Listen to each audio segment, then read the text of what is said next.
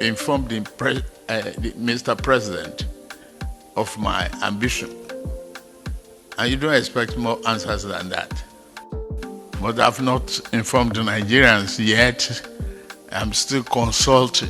As predicted by most Nigerians, Asiwaju Bola Ahmed Tinubu, the former Lagos governor and national leader of the All Progressives Congress (APC), has finally announced that he will run for president in 2023 to build on President Muhammadu Buhari's legacy. He made the revelation on the 10th of January 2022 after meeting with President Buhari at the presidential villa. In 2021, Tinubu publicly denied setting up ahead of his 2023 run, but his intentions were confirmed multiple times. Tinubu has been a kingmaker for many years, unlike past governors of Lagos State before him. Tinubu made sure to amass power, wealth, and even loyalists during his tenure as governor of the Center of Excellence. Even after stepping down from the seat, he has ensured his successors were men of his choosing and has continued to govern the state through them as a godfather. With Lagos under his control, Tinubu extended his tentacles of power towards other states and the presidential seat, using his connections as the national leader of the All Progressives Congress Party (APC) to help Buhari win the 2015 elections. But he didn't do this for free. It was an quid pro quo agreement. Buhari is to return the favor by helping the former Lagos governor achieve his retirement plan to become the president of Nigeria in 2023. Unfortunately, kingmakers can only make kings, not become kings themselves. When you are a kingmaker, you don't throw yourself and say it's now your turn. So by saying that publicly, that, oh, I am a kingmaker, I've been, now I want to be king. Fallacies. Now, many things are either not going according to plans or suffocating his plans. And because of this, many Nigerians have vowed that the lion of Budelon would never roar as the king. What are these things suffocating Tinubu's 2023 presidential ambition? Among other worrying issues, insecurity has taken a more dreadful trajectory, with bandits, Boko Haram, kidnappers, and unknown gunmen killing and kidnapping for ransom across the country. Can Tinubu deal with all these issues? It's a lifelong ambition. I have the confidence, the vision, the capacity to build on the foundation of Mr. President and turn Nigeria better.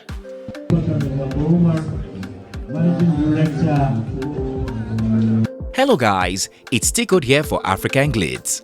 Sit back to go over the top 11 reasons why Nigerians will never make Tinubu the next president. I still hold the title of Asiwaju of Lagos. Oh my God. And I'm still a Jagaban. Buhari and Tinubu Cold War. Since Muhammadu Buhari became president, there have been reports of a cold war between him and Bola Ahmed Tinubu over who Buhari will hand over to in 2023. According to Daily Trust, multiple sources close to the politicians confirmed all is not well between the politicians. The publisher noted that Buhari and Tinubu did not spend time together for over 14 months, but we were all surprised when they rekindled their bond in London in March of 2021 while having medical checkups and procedures. Many believe this was when Buhari assured Tinubu that he would become his successor. While many Nigerians are calling Buhari over several issues failing the country, his friend Tinubu never for one day talked against him. He often ignored the president's flaw, minding his own business. Fast forward to January 2022, the Lion of Budelon has roared after Buhari finally endorsed him. With many other friends of Buhari equally announcing their interest in the 2023 election, it looks like Tinubu will need more than President Buhari's endorsement to win. Lacks support of APC governors. Without the support of the top APC politicians and governors, it is nearly impossible for Tinubu to win the 2023 presidential election. There are reports that Tinubu is no longer loved in the party and his control over them has since worn out. Reports of internal crisis within the party have also made headlines in the last 24 months despite statements from the party debunking the news. Recently, the reports were subtly proven true as APC governors snubbed Tinubu's 12th colloquium at Kano State. For the past 12 years, Tinubu has used the colloquium to celebrate his birthdays with his allies, and his 69th birthday was no different. The only problem is that this year's edition saw his so-called allies absent. The majority of APC governors sent their deputies to represent them, while others claimed they missed it due to the bad weather, when in the real sense, they are sending a subtle message to Tinubu. Tinubu's corruption and plans to make him financially handicapped. The former governor of Lagos State is undoubtedly infamous for being among the most fantastically corrupt politicians in Nigeria. He once ran a drug cartel and is still wanted in the US over this case. Today, Tinubu and his family reportedly control most government parastatals, the real estate industry, the commercial companies in Lagos State, making him one of the wealthiest in Nigeria. He once boasted of being richer than a state. His long record of corruption equally tainted his image, even though Buhari sent the Economic and Financial Crimes Commission (EFCC) after him to make him financially handicapped ahead of the 2023 polls. Of course, we all know how it works in Nigeria. The Electoral Commission (INEC) doesn't rule the Nigerian electoral process. Money does, and without money, Tinubu's presidential ambition is merely wishful thinking. Tinubu lacks the support of Nigerian youths. Since the October 20, 2020 Lekki tollgate massacre that saw aggrieved Nigerian youths shot dead and injured for protesting against police brutality, the Nigerian youths have sworn that they will not cast a single vote in favor of Tinubu come 2023.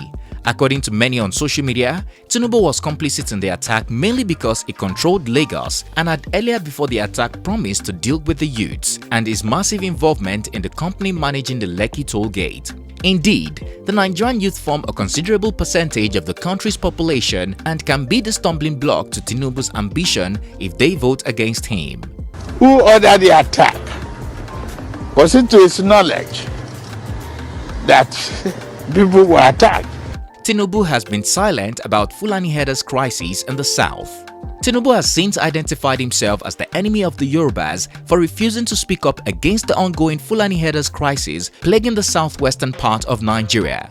As a Yoruba man and a close ally of the president, he was expected to condemn the Fulani herders and call Buhari into action, but he did none of this. Yoruba activist Sunday Adeyemo, better known as Sunday Igboho, blasted Tinubu and other Yoruba kings for keeping silent about the issue. He stated that the 2023 presidential aspirant is afraid to confront Buhari because he is now a slave to him and his Fulani people. Ayo Adebanjo, the leader of the Yoruba pan-social organization Afenifere, also stated that Tinubu doesn't represent the Yoruba people anymore but the Fulanis because he thinks Buhari will make him president. The only time Tinubu reacted to insecurity was in March of 2021 after he asked the federal government to recruit 50 million youths into the Nigerian army to tackle insecurity. Recruit 50 million youths into the army and take away from their recruitment job. What they will eat? Cassava, bado, corn, and the morning, yam in the afternoon. It's growing here. You create demand as consumption. Security. Due to this, Tinubu is becoming less popular among the Yorubas, with many of them looking to vote for other candidates apart from him. Tinubu lacks support of Southwest opinion leaders. In January 2021, the head of Department of Political Science, University of Ilorin, Bade Ojo, urged Tinubu to reconcile with top Yoruba opinion leaders in Afenifere to give their support for the 2023 presidential election, but he refused. Afenifere leader Ayo Adebanjo has now urged him to retrace his step back to his roots and make peace with them, else doom awaits him. Speaking with Sunday Punch on March 22, 2021, Pa Adebanjo said that he should be ready for disaster if he doesn't retrace his step early enough. But Tinubu is seemingly not fazed about the warning and has continued to identify with and please the Northerners. It goes without saying that the Southwest opinion leaders have the key to the heart of the Yorubas. Without their support, Tinubu may be losing a considerable percentage of the region's votes. The Northern Slave Tag. Sunday Igboho has said it, Afenifere also said it, and many other politicians have. Tinubu quickly becomes a northern slave because he thinks their support guarantees him the presidential seat in 2023.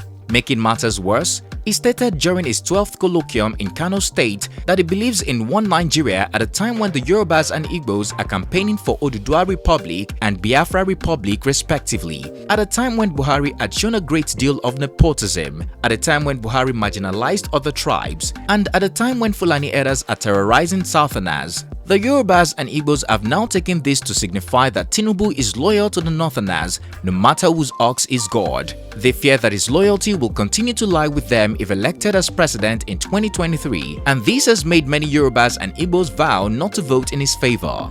Today, you enjoy the comfort of having rail from Lagos to Ibadan. You have the Kaduna, and you have the one for Kano still on the aggressive pipeline. You see excellent infrastructure. I just come from Azare, and I've seen good roads. The carnage of dying on motor vehicles is reducing. Donation of 50 million naira to KATSINA market fire victims. Tinubu's charity doesn't begin at home, and the people at home are angry over this. His donations of 50 million naira to victims of the KATSINA market fire in March of 2020 confirmed this. He had ignored the Shasha market fire victims in Ibadan, didn't donate kobo to Akeson market fire victims, pretended he didn't hear anything about the Abule Ado explosion, and refused to commiserate with Ijesha market fire victims in January of 2020. Yet, he visited victims of the KATSINA market fire and commiserated with them by donating 50 million naira. If Tinubu's charity doesn't begin at home, do the people at home still owe him vote? The answer, of course, is a resounding no. Too old to run and Tinubu's health. Since Buhari came on board and shamed the nation's heroes past, many Nigerians have attributed this to his old age. Tinubu, whose age is still a subject of controversy as it is widely believed he is using his football age, has been deemed a funeral candidate and is in line to join his ancestors. Also, just like Buhari, Mr. Tinubu's frail health remains a sticking point against his touted ambition to direct the affairs of Africa's most populous nation. The politician only recently returned from the UK after months of undergoing major surgery and post-surgery therapy. For this reason, many said they would deny him votes come 2023. APC failed miserably. Today, Nigeria is challenged, economically challenged, physically challenged, security challenged. Who do we turn to? With President Muhammadu Buhari is the right man for the job. If you talk of military experience, he has this abundantly. If you talk of courage, he has it abundantly. If you talk of simplicity, he has it abundantly. If you talk of great determination, a combination of vision and ability to perform, honesty and integrity, he has it abundantly. Need we say this anymore? Buhari failed miserably in ruling the country. He vowed to take Nigerians to the promised land. Instead of fulfilling his vows, he is causing many so much pain. He has suffocated citizens with a hike in fuel price, compulsory national identification number, increased electricity tariff, and even closed the border, causing a wave of food insecurity. Making matters worse, unemployment has tripled in the past 5 years, making Nigeria the world's poverty capital. Nigerians are not happy with him. They are bitter at Tinubu for endorsing him, and they are disappointed at APC because he came out of the party and still represents them. Tinubu is not the messiah Nigeria needs. Nigeria is in dire need of a messiah. Nigerians want someone who will transform the country into the promised land. You know, the equivalent of a first world country. Nigerians want the land that flows with milk and honey, not poverty, hunger and sickness. And Nigerians have concluded that Tinubu and his characteristics don't have a messiah's qualities.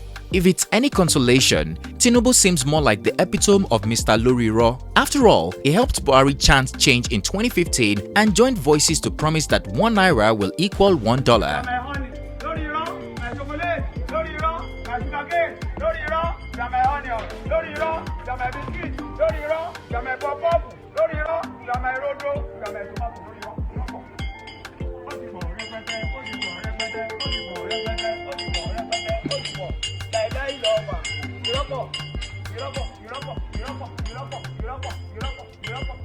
So tell us, do you agree with our 11 reasons why Tinubu can never become president of Nigeria? Do you think it could be the messiah or just another Buhari in the making? Would you say despite the aforementioned reasons, Tinubu can still win the 2023 polls? Did we miss any great points you would like to add? Share your opinion in the comment section down below. If you found this video informative, please comment, like and share. Also, don't forget to subscribe for more well-researched African political stories and news we know you would like. Click on the bell sign to be notified every time we upload a new video to keep you updated. Thanks for watching and see you on our next one. Anybody who throws his heart in the ring, it is our responsibility to challenge them, to x-ray them. What kind of character is he? Is he reliable? Is he dependable? Is he honest? Would he be the kind of person who will appropriate the resources of this country to himself? Because when you come out to the people, to the electorate, to campaign, all you are saying is, trust me, that I will manage the resources of this country for the betterment of the people. But not manage it for the betterment of yourself, your wife, your children. No.